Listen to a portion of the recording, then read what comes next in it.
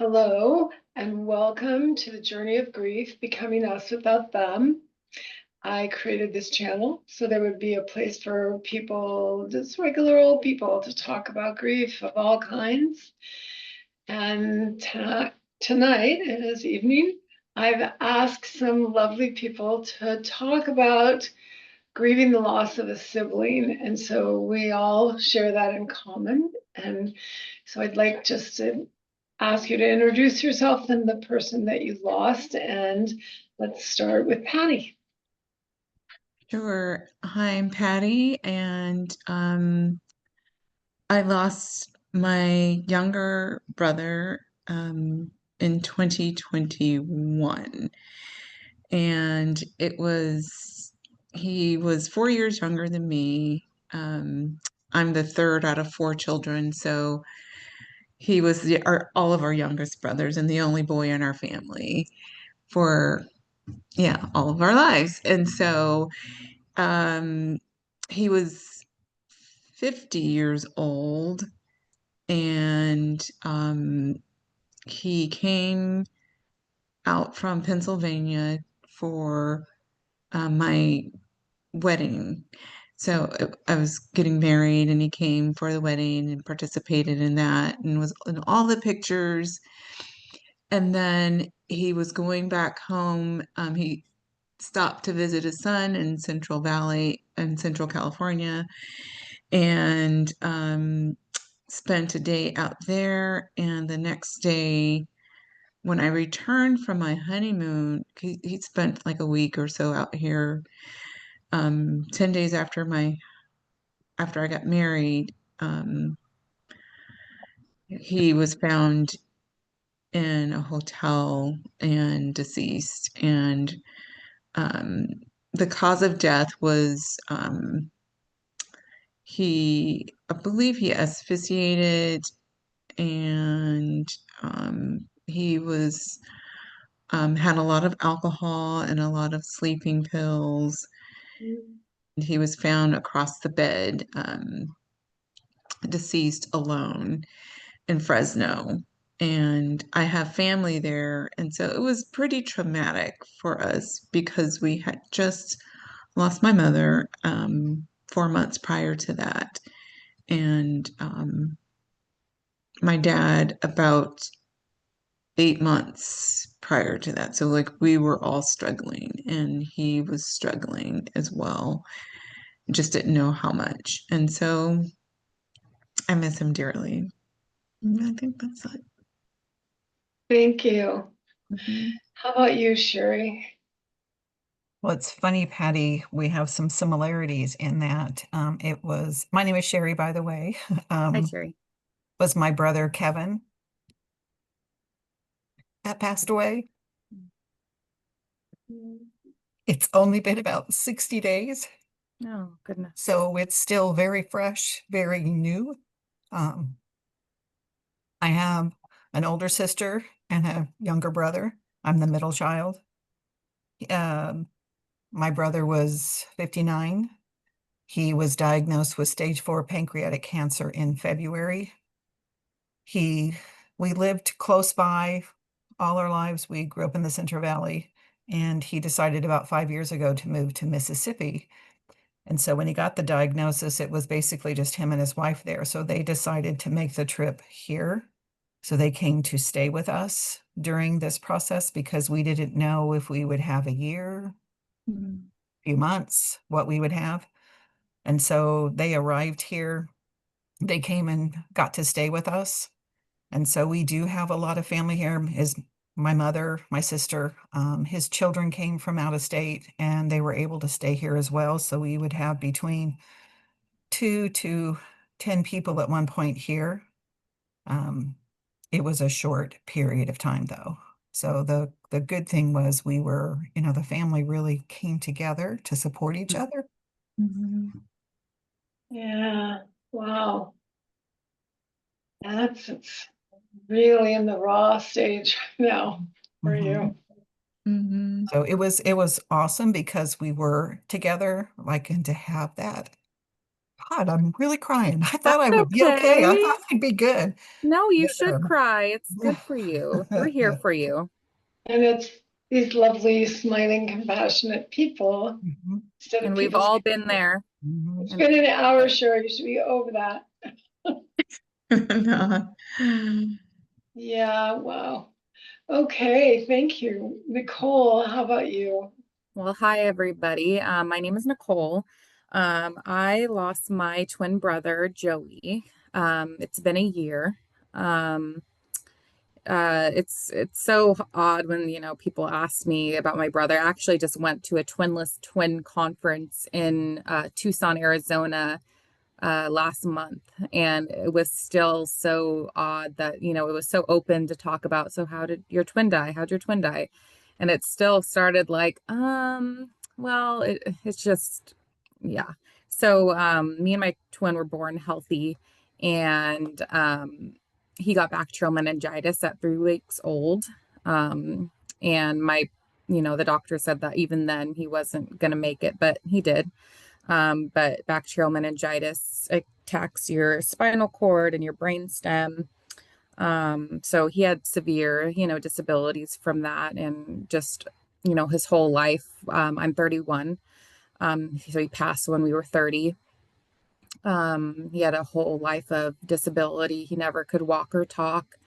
Um, so just many different health things that came along with this bacterial meningitis. He needed a pacemaker for his heart. He needed a G-tube to eat. He needed dialysis 3 times a week. And I mainly was his caretaker, which was the biggest honor I could ever have had, to take care of my twin brother. um, and so the last he's always gotten sicker and sicker and sicker, and his body was just so tired. So the last day in the hospital, he kept getting septic. He was so sick all the time. He kept having to go to the ER to figure out, why does he have this infection? And they finally found the source of infection on his pacemaker in his heart. And we just decided as a family, like, we can't break open his chest to clear this infection. That's just, he's not gonna make it, and the doctors wouldn't even perform the surgery. So we took my brother home on hospice on a Monday evening, and he passed away Wednesday morning. He was very, very, very sick, and I think just like the shortness of that hospice, we thought we had a few weeks with him. It turned into hours, practically, it felt like. So yeah, I miss him so much. I miss taking care of him. And I have 2 little babies to take care of, and I believe that I got a lot of my caretaking skills or motherly skills from being able to take care of him. But yeah, I'm really happy I got invited to be in this group today, because I just love to talk about him. So thank you. Oh, I'm so glad that you're here. So my brother Jay was 2.5 years younger than me, and um, ultimately we realized way late in his life that he had Asperger's, and he had never been able to thrive. He just was, like a young person. And so he would go and live with a girlfriend, and it would be crazy and dramatic, and someone would go and rescue him and bring him to live with us. So he rotated between the siblings his whole life, with an occasional extremely complicated relationship with the woman. And he was so smart. He remembered everything he ever said and everything he ever read, and just right off the top of his head, but he just couldn't handle being a grown-up. And so he had rotated out to Arkansas with my sister and been living with her. And she said, okay, I'm worn out. Somebody else's turn. So he was with my brother in Reno, and what he was describing as a muscle spasm in his leg from bicycling or some sport. My brother said, I don't think so. So he took him to the VA, and it turned out to be a tumor the size of half of a cantaloupe. Oh my goodness. Was a very high relapse prone form of cancer, very was a liposarcoma. So his body figured out how to turn fat into cancer. So he went into the hospital to have that removed and basically never came out. There was one more complication, one more thing. And so just short of a year later, he was, it was gone. They got it all. They said they clean margins, but there was a little something in one of his kidneys. And then in April of 2023, he went in for his twice-a-year scan, and she said it had come back in his thigh and metastasized everywhere, and he probably wasn't going to live very long. So he was in this really neat assisted living place where it was like the island of misfit toys. So it was the place where he fit in for the first time ever. It was the most pleasant, small amount of time you could ever imagine. And so he wanted to do the chemo, and we're like, you can't hardly stand a Band-Aid, but it's your body and it's your life. And if you want to do chemo, let's do chemo. So he did chemo one time and said, no. Well, but this is going to cure me, right? That's not what she said. She had said it could extend your life possibly a few months. So you can feel good for a few months, or you can feel terrible for possibly a few months longer. And so he opted to stop the stuff. And right away went right into hospice. The hospice was amazing. And I was close to my house, so I was able to go and sleep in the spare bed in his room every night. And the siblings all came for good long visits, so he felt like everybody said goodbye. And then one night I was sitting next to his bed holding his hand, and he just very peacefully took one breath and not the next. And so unlike Nicole, I got to be with him, but there were other people that did the diaper changing and the feeding, and so we just got to be with him in the end. So it was and at first I just felt relief because he had had such a miserable life that I really miss him. Yeah. And so This is Nicole, such a gift. go ahead. I was just going to say hospice is such a gift. It really is.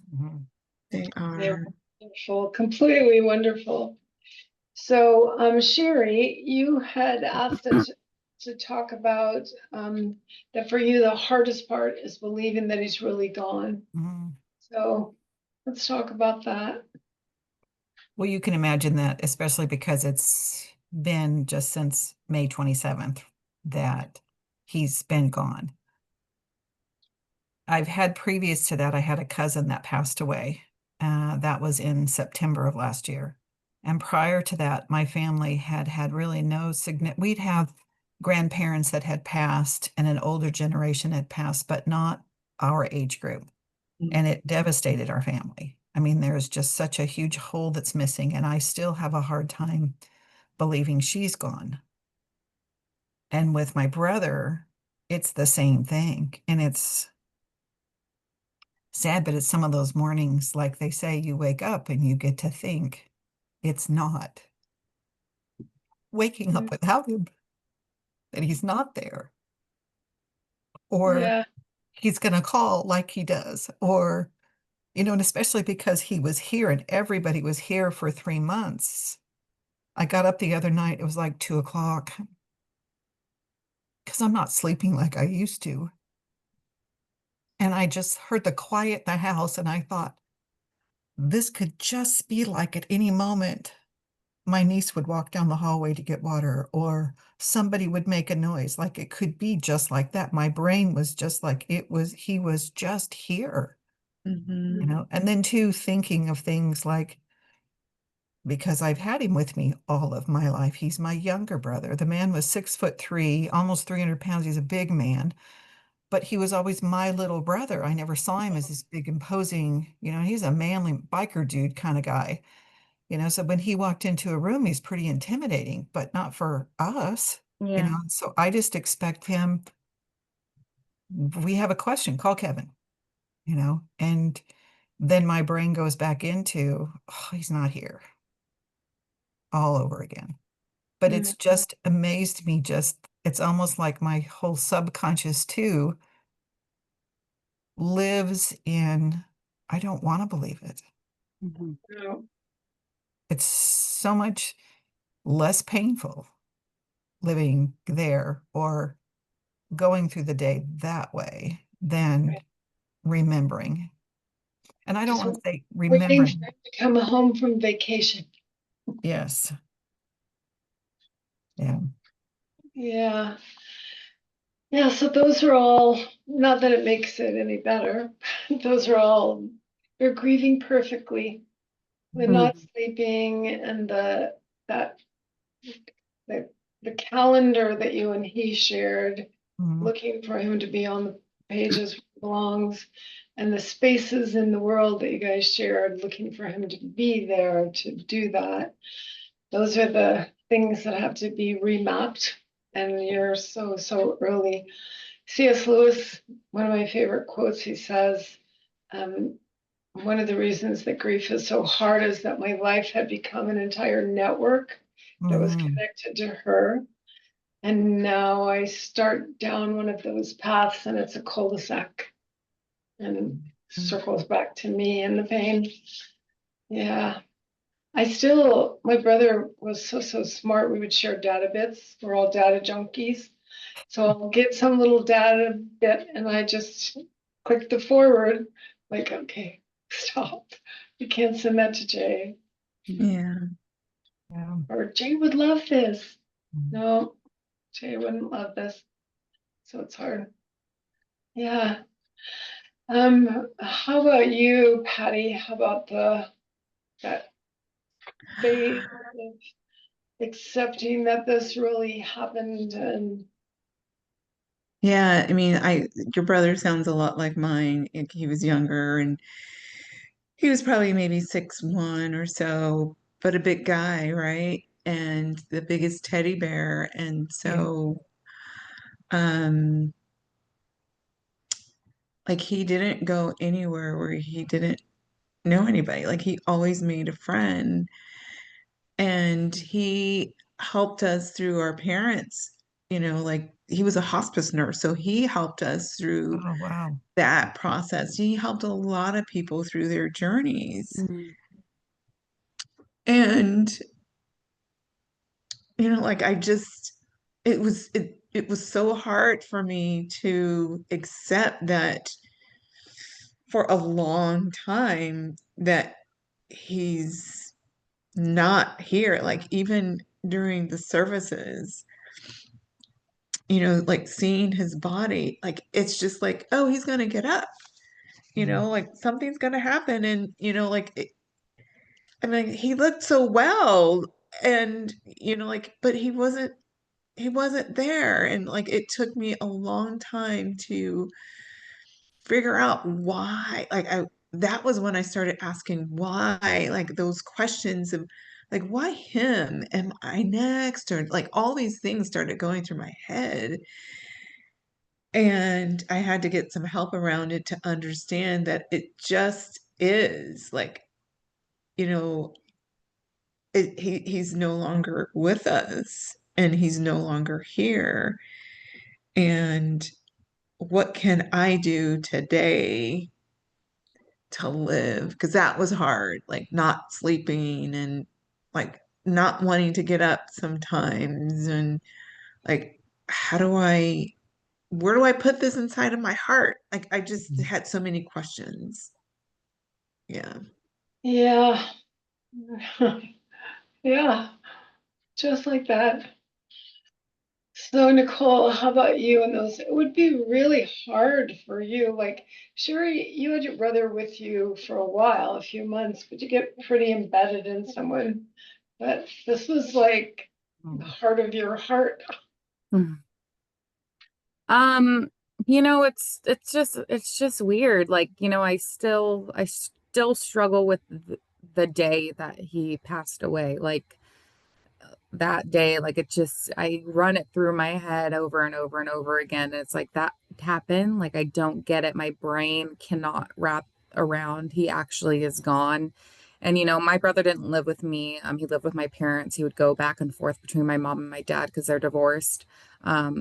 But in the times I would see him when I was over there taking care of him, or if I was with him at dialysis, um, so it's still, we he just, I don't know, it's so weird. It's so hard to explain. I know you guys are right there with me. Like it's so like your brain gets tripped up. It's like, what?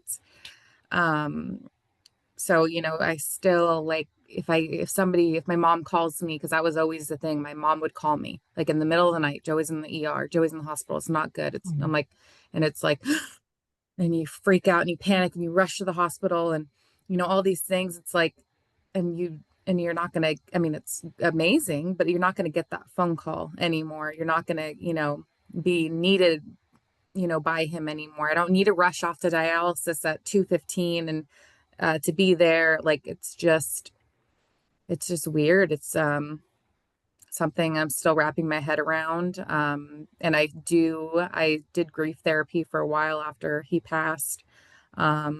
And since I've stopped, I feel very distant from him. Um, it's hard. It's really hard to find a connection. I'm like, come to me in my dreams. I want to see you. I want to be with you. I want to feel you. I want to feel something. Like I can make anything. I feel like I can make absolutely anything. Like that's a sign from Joey.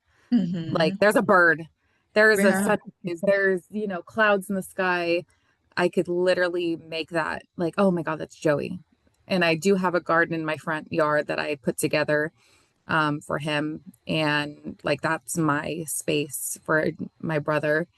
And because I gifted my mom and my dad these beautiful um what are they called that hold the ashes? Help me. Earn. Beautiful urns from Etsy that have a wheelchair and a boy, lifting out of it because that was him. And I don't have that at my house, but I gave that to my mom and my dad. And it's just like, I kind of wish we had a gravesite or something where we could be with him. But yeah, it's hard. It's so distant. It feels like to me, even though it's not, and it is, and it's just weird. That's all I could say. It's weird. It is weird because like I said before, the parts of your brain, so much of your calendar had your brother in it. Hmm. You got up in the morning, okay, how am I going to interact with Joey today? And then Exactly. like you knew where he was. If he wasn't with you, he was with your mom or with your dad. So your calendar, he's got all these calendar events. And Right. then just for your brain to slowly learn that he is not here.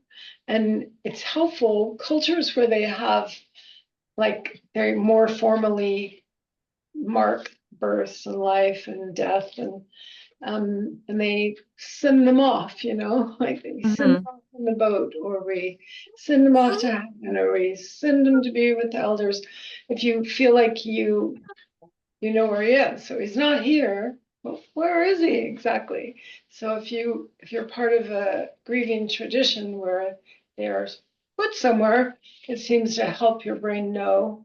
And then the old days of open caskets, those were apparently really good for our brain. And now they're like here, and then they're gone, and you have this urn, but you didn't see them go in there, so it's hard for your brain to wrap around that. So yeah, it just takes a long, long time. So everyone here is still pretty early in the process of remapping those. They're not here. So Nicole, you wanted us to talk about anticipatory grief, that waiting. Yes. Yeah, I mean, I feel like I was always grieving him. Like until the day I remember anything, I feel like I was in the process of grieving him. There was always so many hospital stays, so many ambulances to the house, so many, we don't know if he's going to make it, talking about, my dad telling me, we're not sure Joey might go to heaven, we don't know. So many scary, scary, scary things happening. And I felt like it was constant throughout my life. There was always like that, like adrenaline rush, like Joe's in the hospital. Oh my God, kidneys are failing, or this or that, or he needs this, he needs that.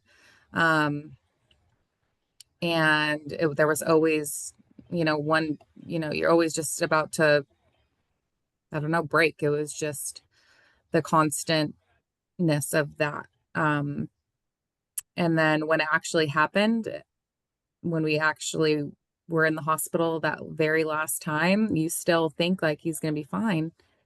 Even the last, time he got rushed to the hospital because he was septic, it was really bad, but then he was okay. And I'm like, okay, like he's doing okay, can manage his blood pressure. And then the chaplain came to talk to us with the doctor, and my mom's like, why are you here? Like, so rude, but we're like, why are you here? Like, the chaplain, why are you here? And obviously we're preparing. And then the donor folks came to talk to us about donating Joey's organs. And we're like, that's never happened before. Nobody's ever came, no matter how bad it was, nobody ever came to talk to us about organ donation. But yeah, it was still like, I don't know. I don't think, he's going to be fine. Although very, very scary and very upsetting. I still was I guess in the back of my mind, like, he's going to be fine. He's Joey. He would be on his deathbed. I'm not even kidding. He's going to pass away. He's intubated. Next day, I kid you not, he's like off intubation, and he's like throwing his toys and, making it sounds like he would. And we were just like, Joey, what on earth are you doing to us? Even when my mom called me that morning when he was on hospice, she's like, you need to come. You need to come. And I didn't rush. I just drove. I was fine. I was like, no, I just didn't believe it. I didn't believe it. There wasn't a thing inside me like he's dying right now. And I got there and he was gone. And it's still like my body feels like rigid and frozen right now. And it happened, and it's mind-boggling. Yeah. Yeah. And that waiting, it makes it so hard and so long. And they say it doesn't, you have a chance to say all the things you want to say and do all the things you want to do. But in the long run, that doesn't help the grief at all. Because once they die, that's when your body starts the grieving. That's when your body has to start rewriting the map and the calendar. So all of that is so stressful, the waiting for the phone call, and yet it doesn't make one single bit of difference after, because the moment they go, that's when the grief actually begins. Yeah, absolutely. Yeah. Yeah. So hard. Felt that I had the complete opposite with my brother because I didn't get that, and I felt cheated, I guess, to some degree, because when we got the call that he wasn't answering, his wife was like, she was in Pennsylvania, he was in California, and she called us saying, I can't get him on the phone. And my thought was, oh, he's just crying for help. Like, this can't be happening. And so it was just like that. And all of a sudden, he's gone. And it wasn't like I'm thinking he's gonna die. Like, he's 50, and like, we're working things out, and I know it was hard, but there was no opportunity to anticipate that. And so the shock in and of itself was hard to accept, that it was real. Just the shock alone. Yeah. And Yeah. it still is. Yeah. And how about you, Sherry? You had a short window of that anticipatory grief. It was difficult because once he got the diagnosis, and it was terrible the way that even that happened, because he was told it was stage 4, and then they said, wait, it's not. Oh, yes, it is. It's not. I mean, just that back and forth, like the torture of that was terrible. And then knowing that once we know that it is, and then just through that whole process and having the family here, seeing the sadness, and the same thing with my mother, just going through that. And I can remember talking with my daughter at one point, and, she said, Mom, don't grieve him while he's still here. And I kept thinking too, I had to force myself to not do that. Like it was a conscious choice every day to, um, I don't want to say enjoy, but to be thankful for the days that we did have, right? And he was in a lot of pain through this whole time, right? It wasn't like he was healthy. Yeah. But we were able to spend time together and have conversations and do those things. And he was able to, take a trip that he had wanted to take. And, but it was that I've always said this before my grandmother passed away. This was years and years ago. My grandmother went through 3 months of cancer, same kind of thing. It was terrible, awful. And then my husband's brother passed away in one day. He didn't feel good. He went in and he died that night. And that was within a week of each other. And we've always told each other, death is hard and there is no easy way to die. And it doesn't matter if they died in 2 seconds or if it was drawn out for months. It sucks. It's just hard. All of it is. So that anticipatory grief, I'd never really heard that before, but really going through that, because you're trying to enjoy the time that you have with them and to be there for them and say the things you want to say, hear what they want to say to you, all those things, but it's back there. It doesn't go away. You can make a conscious choice of it, but it was really hard. And Yeah. my imagination too of what I imagined it would be like. That got me too. That was so scary to me. I was so scary what we were gonna like see and hear. And And even like now, just this week, I had a talk with my mother just this week, and I kind of shared with her, like, because I'm the caretaker too in the family, right? Like I'm the one that's going to help take, that kind of personality. And so yes, I talk a lot. Just ask my family. I talk a lot. But there are some things I keep close, and I'm concerned I'm getting depressed. I don't want to get out of bed. I'm not sleeping. It's not okay. I'm not his wife, who's now widowed and her whole life has changed. It's not my dad, like his children who are in their 30s.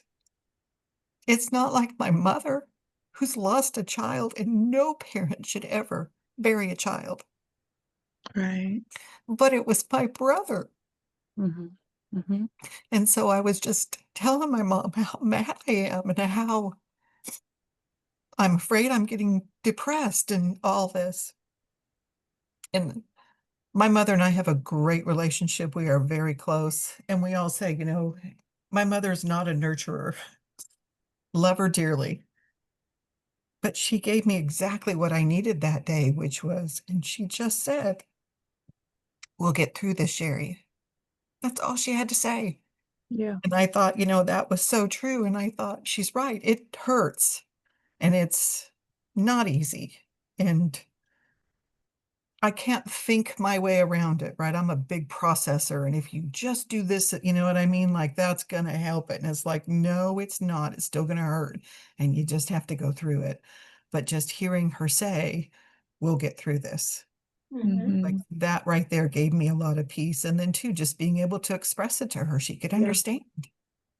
And giving yourself permission. Everything you're describing is exactly how everyone feels when they have a big loss like this. That can't sleep at night, but you want to sleep all day. But you just want to go to sleep and never wake up again. Or just the it's like almost like I remember thinking how grateful I was that you breathe automatically, because I wasn't even sure I could inhale if I had to. Mm. So it was just so heavy in my chest. I didn't think my chest could pull air into itself. So it's I, I I was just gonna piggyback on something you brought up, was just how, like, you're not the wife, you're not the mother, like you're a sister. And I never anticipated feeling the way I did. Like, I love my brother, but I didn't know that it was gonna hurt as bad, because it was horrific. And, just letting go of him, because I was that big sister for him when he was born. I was 4 years old. I took care of him. We walked to school together or whatever. And, like, we grew up as little kids together. And so there's like that bond that I didn't know was so strong until, like, now I'm like, why am I feeling like this? This was really hard. I didn't know it would be so. There's like, people don't talk about it, like, they don't talk about the sibling, or like, you're kind of like fifth in line, because there's friends and kids and the wife and the parents, and like, but we hurt too.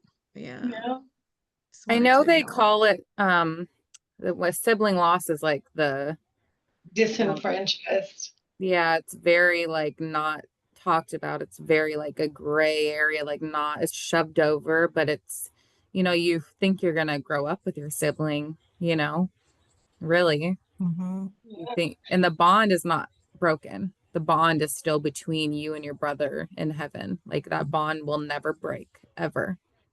And it changes so much more than people realize. Like Mm-hmm. who you are Mm-hmm. is defined by all the people around you. And he was one of the people that defined you as, big sister, little sister, twin.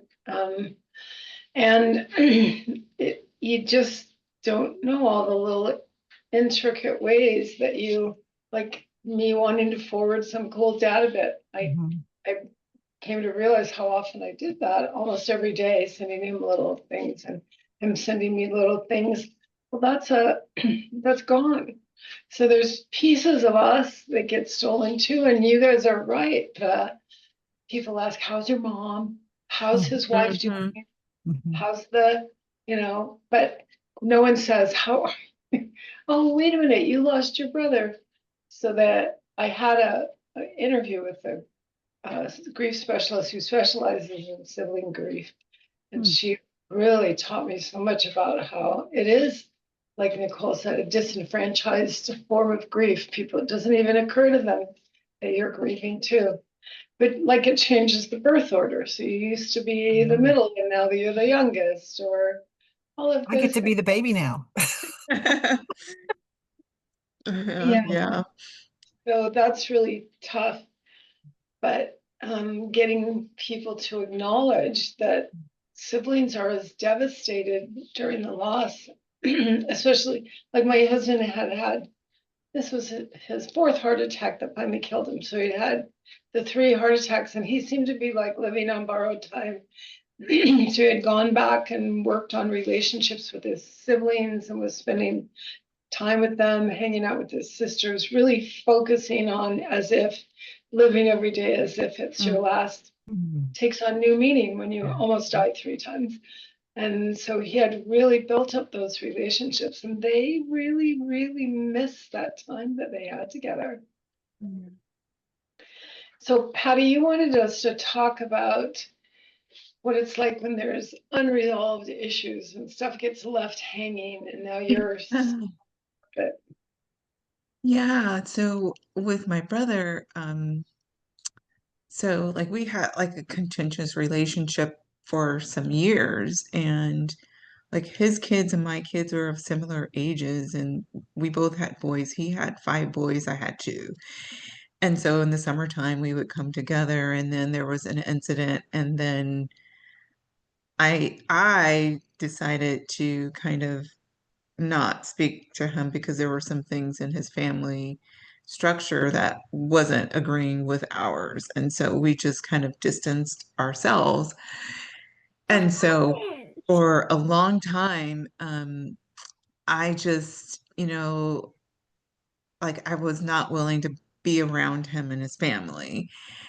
And then I started working through like recovery and 12 steps, and he was on my list to really make amends to. And um when my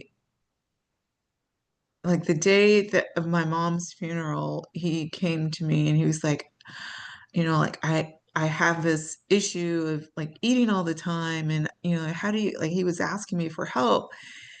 And I was like, just get to a meeting. And he that was like our last conversation, really. And so I didn't get to say all the things that I wanted to say to him. And, when he came out for my wedding, we said some things, and, like we had been resolved to some degree, but not like me saying to him what I wanted to say. And so I just like had to grieve that as well. And so what I think I ended up doing over like the last few years, on the anniversary of his death, I will write him a letter. And I've written him several letters. And I make amends to his kids, his sons. Yeah. That's beautiful, Patty. It's Because such a I would great never. idea. That's so beautiful. Hmm. And I do try to make, just give and, watch out for them because he's not here. And so, yeah, it's hard. It's hard. How about you, Nicole? Like, there wasn't a whole lot Yeah, we hanging didn't around have then. we didn't have any issues. I think the only thing I can relate with that is though, there was like something like on, TikTok or Facebook going around, and they're saying, make sure I have sneakers on when you bury me because I have a lot to do up, up in heaven. Or something like that along those lines. And I was like, you know what? Me and him have like so much playing to do because we were never able to play together, to do those, things that you do with your sibling. And I could just imagine he's just like riding bicycles, he's running, he's playing, he's doing all the things his sick body would never let him do. And that's what I'm like. We have a lot of making up to do when I get to be reunited with him again. Wow, And that's what I think about. I'm like, oh my God, we're going to have just a that's ball. beautiful to imagine that image on the urns when he doesn't have to be in the wheelchair to hang out with you. Mhm. Wow. Yeah. How about you, Sherry? Unresolved issues and how they hang. So thanks, Patty, because I didn't really think about this so much before. No, but Sorry. having him here, one of the things that was important to me that I told him, and I had the opportunity because the whole family had been away or something like that. And it was just him and I got to tell him, like, I want to know that I'm not saying goodbye and that I get to say, see you later. Mhm. That's what's really helped me, is that I'm gonna see him later. It's not that I'll never see him again. I'm gonna get to see him later. So that has really helped. But in going through all of this, because it was so quick and then but so long, there's so many other things that came into play as far as the choices that he going to do this? Should they do this? Can he have this medication? Will this help him? Will this not help him? How about his diet? Who's coming? Who's going? All that kind of stuff that I wish I could have asked him more about him. Mm. You know, we got to have some things like little times together, like my family were Okies. We like to garden. We like to do this, right? So we were outside in the garden, and Kevin had said he'd never grown pumpkins before. And he was just looking at the seed packets and he said, I wonder if I'll be alive by the time they're in bloom. And I Mhm. thought at the time, I'm like, I was so glad that he could express that and that he could say that, right? He didn't keep it bottled inside or just kept, like, that's the kind of relationship we had, like, right, that he could say things. But of course, being the manly man kind of thing, you don't talk about your deep emotions. And that's more of like, and I'm seeing more of that on TikTok, like, Mm, what was the time when you had the most joy? mhm. When were you the happiest? Like, what, just some of those questions I would have wanted to ask him more about him. Yeah. Can I say something, Sherry? Mhm. I was, when I think about, the choices that I made when, Joey was on hospice and what I wish I would have done or what I didn't do or could have, I struggled with bringing my kids to see him. And I decided I was not going to bring my kids to see him like that.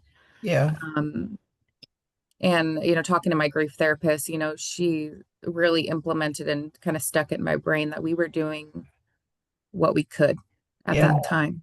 We were doing what we knew. We're going through a whirlwind, and the decision we made then and what we talked about then is what we felt and what we needed to do right then and there, you know, like that's, all we could produce, even mhm, if it was, as simple as what the simple things. I don't know. Well, I Mhm. it's hope you even find like peace. talking with Barbara, she was, and I don't remember exactly how you put it, Barbara, but it labeled him perfectly because men like that and the way that my brother was raised, you don't share those things. Like you're going to get like a little pat and then, oh, come on, that kind of stuff. And it's like that locker room kind of stuff that you're going to get. And so, I'm very thankful the one night that I got to stay all night in the hospital with him, it that morning happened to be my birthday, and it was just him and I all night long. And I knew at the time, like, I just knew, cherish this. And we got to just have brother sister conversations. Like it was just, we were just talking nothing. There was nothing heavy, nothing monumental, nothing. Um, other than it's the second time he got to say something about he's had a good life. He did say that. And he's like, about him dying. And he's like, I know you don't like to hear that. And I got to tell him, no, I'm really glad you can share that. Like, that's really Mhm. good. You're not keeping it inside, you know, but there's that part, like, and I now have to remind myself, I'll ask him one day. I won't be able to hear, but I would like to know more. And to be honest with you, I don't know that he would have shared it with me because Mhm. it's not that kind of guy, right? Yeah. Like if it's not the locker room snapping you with the towel, the joking kind of stuff like that, nothing really emotionally heavy, Yeah. you know. So I don't know. Just I guess I have to remind myself I did get to have those conversations. Yeah. Yeah. He had And it's plenty of opportunity to that, say what he wanted to say. that Mhm. night that you were together, the storytelling is probably as close as he could get. Yes, yes, yeah. Yeah. Wow, that's so cool. And so with my brother, it was very complicated. He was so difficult. When it was your turn for him to be living with you, he just was nasty. You had to go and retrieve the dirty dishes out of his bedroom, and you had to nag him to shower. Just all that activities of daily living was not his deal. And so when he would be off with a girlfriend and you'd go get him and bring him back, moving him out of the rat's nest that was his life was horrible. And each time it was worse. And he just was annoying when he was at your house. It was like a locust. He would just sweep through and eat all the food. And the kids had to hide their lunch stuff in their rooms so that it would be there. And yet he was my little brother, and I loved him, and I had been taking care of him my entire life. So loving somebody that's that annoying is so very hard. And it was already horrible enough, the whole hospital thing.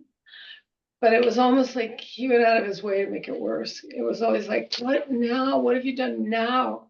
So I would feel so guilty because I'm trying to work, manage my life, and see my clients and pay the bills. And my husband is dead, so I don't have him for help with this. And he just is doing these loony things and just not wanting to just choke him. Like, he's dying of cancer, he's dying of cancer, he's dying of cancer.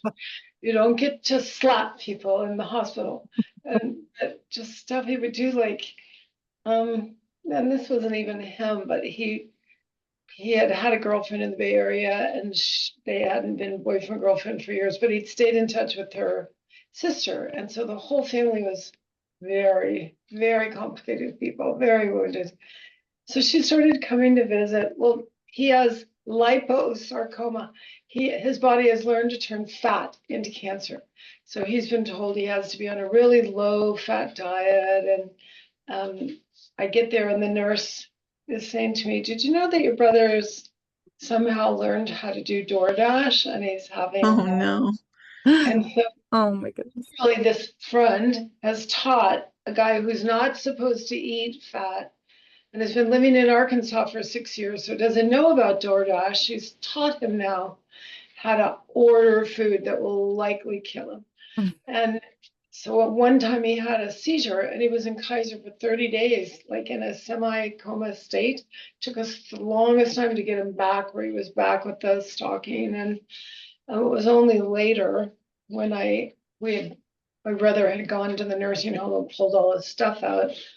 And instead of dropping it off with me on his way home, he took it to my brother in Reno and said, "Barb sees you all the time, you can get it from her." Well, when I got it, I found this little package of marijuana chewables, THC chewables, and there was a 20 pack, and there were 17 of them gone.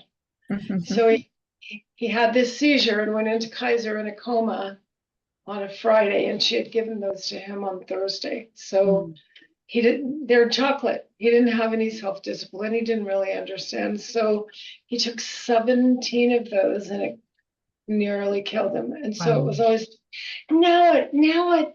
So to contain all that and not yell at him for fear this would be the last day, but so trying to stay in the grateful, he's dying soon, be grateful he's dying soon, while he's doing these outlandish things, was, I can feel this yuckiness in my body of like spending literally that year that I was his caregiver, being furious at him half the time while living in absolute dread and terror that he was going to die. Yeah. And then knowing, okay, now he's going to die, and I still want to smack him. He almost got himself kicked out of the care place because he said some weird remark about the way that the woman was changing his diaper was touching him inappropriately. Well, that was the kind of jokes he told, and they're like, I'm like, please don't kick him out. We know it's Jay. He thinks that's funny. We know that didn't happen. It's lovely here. Please don't kick him out.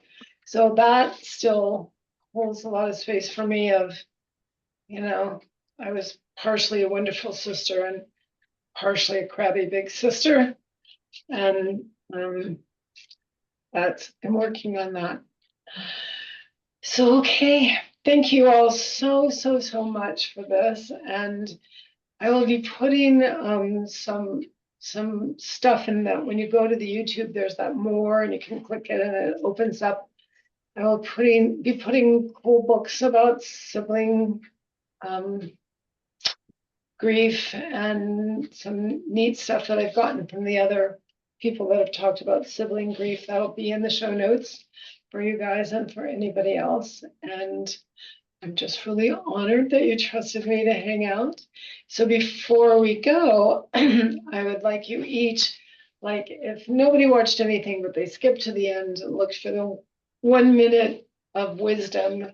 So Nicole, what is the one thing that you would want people to know about grieving a sibling? Me first, huh? I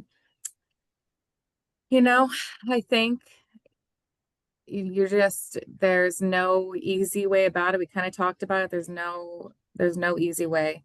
And you just got to go straight through it. I think embrace your tears, embrace your sadness, but embrace, your memories, your joy, anything that you find joy in. When I did my brother's eulogy, I was like, I'm gonna look for you in anything that's beautiful. And I do to this day. I'm like, whenever I see the sunrise or beautiful flowers or a feather, or whatever that may be, I find him in that in some way. Um, and then, some days are good and some days are bad, and some days I cry and sometimes I don't, and I cry less than I did, and that's for damn sure. Um, but yeah, that's just, you got to go straight through it and make sure you have somebody along with you for the ride, because it's going to be a ride. And grief therapy, do Mhm. grief therapy, do it. Yeah. That's it. Okay, Patty, how about you? What's your 1 minute of wisdom?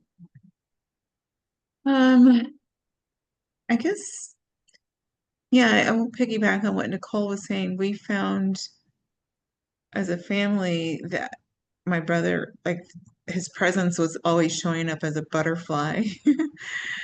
The big old guy shows up as a butterfly in his afterlife. I love that. So, like finding those peaceful moments where you can see that his presence is still with you and the joy. And I think there was a word that I can't remember now. My brain just went out. I think it's just finding, a way, like going through it so that you will find yourself um, living again. Like it's okay as much as it hurts that I hold to the memories and the laughter of days gone past, and the days moving forward are more about how I can represent Mm, him and um, those that are no longer here. So I live my best life and, not sleeping and all day or, like really finding joy in the life that I have today. So that's it. Awesome. Thank you. And so, Sherry, so far as a grieving rookie here, mm. what would you like people to know about 60 days of grief? So I have to say, it's kind of like what I had said earlier that my mom just told me this week. And I kind of realized really what has helped me the most, because I am a talker, is to talk. And when I Yeah. bottle those things inside, my imagination is worse than anything that could be. And just by being able to talk about it, find somebody that you can talk with about. And because sometimes even just saying it out loud, you'll think, oh, I thought that. Like at first when you guys were talking earlier, I was thinking that stuff that's hanging on. I wish I was gripping for things, and I realized, well, I felt that way, but really I got to talk to him. I got to, but those feelings are in there. And mostly, like my mom said, you will get through it. Yeah. It's not going to be easy, but that's just a tribute to how much you cared about the person. Hmm. It's all love. It is. Yeah, I said it at my brother's celebration of life that there is a hole in my life that will never be filled. And I thought to myself at the time, I don't want it filled. I Mm, don't. And normally when you have something like that, if you experienced, I've had not the best, like I've had some traumatical things that have happened in my life, and I'm not looking to go, I want to replace that. Mhm. But this, I don't. right? It's Yeah. okay to carry that void. So that's the thing, is it's a tribute to how much I cared about him and Yeah. that I will get through this. Yeah. You know Awesome. that you said, oh, sorry. Can I say something really quick? I'm sorry. Yeah. You know that you said like you to talk about it. Mhm. I have learned also through grief therapy is that grief needs to be witnessed. Have you guys heard that? No, that's awesome though. That's Grief good. needs to be witnessed. For whatever reason, it needs to be witnessed. It needs to be talked about. You people need to see it. Your family needs to see it, whatever. You need to talk about it. And that has stuck with me. And I make people uncomfortable. Like, I mean, I don't care. Like, I'm going to talk about my brother any chance I get. Yeah. If something happens, I'm like, you know, it needs to be witnessed. So talk about it. Talk about it. Talk about it. Talk about it. Absolutely. And Sherry, you're right. Um, all of you have done work, but grief groups and grief therapy are really important because it just validates your experience. Like, Sherry, you're feeling so horrible and you're kind of in the snap out of it. It was just your brother. And so just giving ourselves permission to feel as terrible as we feel. And when you try to suppress something that your body is already doing, it just builds up intensity. Yes, it But when you does. just let your body do what it's already doing and just let yourself feel sad and wallow around in the sadness, because there are days, more and more days, like Nicole said, it's happening less and less often. So the stabs in the chest are farther apart and less intense. But if my husband's been dead for 9 years and still something will be like, oh, like Yeah. somebody just hit the reset button. And yet, at this point, the memories come as sweetness and light and laughter. The things that seem to burn is like when one of my granddaughters does something awesome, and I think, oh, which would have really loved that, or Mm. when he was a big time bicycle rider and everything she did, like when she sat up the first time, he'd say, "Can I buy her a bike now?" And she crawled, "Can I buy her now? Can I buy her a bike?" Okay, she's ready for a bike, right? But when it was finally time for her to have a bike, he wasn't here to give it to her. Oh, And now he's not here to ride it, and he's not here to. She recently went to a summer camp where she learned to kayak. He was so excited about having that one little granddaughter so far, to teach her all of the things he loved, that he just was so excited that he was going to be able to share his world with her. And so now we try to share his world with her, Yeah. but you can hold the love, hold the tenderness. It's good for you to remember, like sit for 5 minutes a day and just remember what you loved about them. Don't let yourself do those shoulda, coulda, woulda, because those are your brain saying, oh no, he's not gone. If I had done this, he's not gone. Now he's not gone. So that just your brain is literally seizing, trying to put the world back the way it goes. And so to give it permission to be struggling and just honor, like you said, the grief is the love. And so honor the love, honor the grief. And the sooner you can just make friends with the grief and give it space in your heart, the sooner it will stop banging on the door and trying to climb in through a window. Mhm. that's So good. thank you all so much. Continue all the cool stuff you're doing to support your grief and formalize it as a process that needs to be heard and honored and valued. And I will see you all around. Thank Thanks for you. having us. Thank you.